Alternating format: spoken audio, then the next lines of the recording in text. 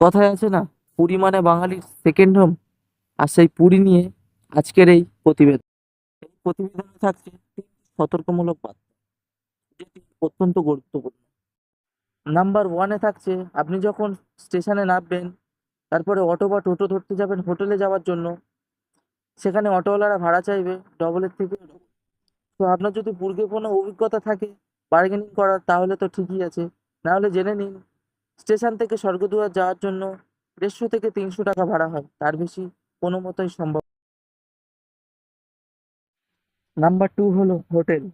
আপনি যখন স্বর্গদ্বার ব্রিজে গাড়ি দিয়ে নামবেন, তখন দেখবেন আপনার চারিপাশে নানান রকম মানুষ আপনাকে রুমের জন্য জিজ্ঞাসা করবে। সুতরাং তাদের কথায় কান না দিয়ে আপনি সরাসরি যে কোনো হোটেলে যান এবং রুম পছন্দ করে আপনার বাজেট মতো রুম সিলেক্ট করুন।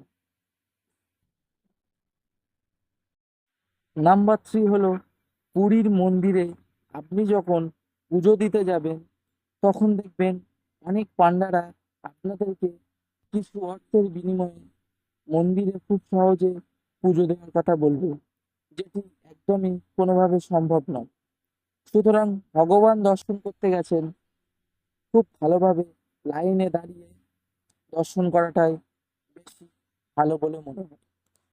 তো ভিডিওটি ভালো লাগলে অবশ্যই কমেন্ট করবেন এবং চ্যানেলটাকে অবশ্যই সাবস্ক্রাইব করবেন। দেখা হচ্ছে পরবর্তী ভিডিওতে।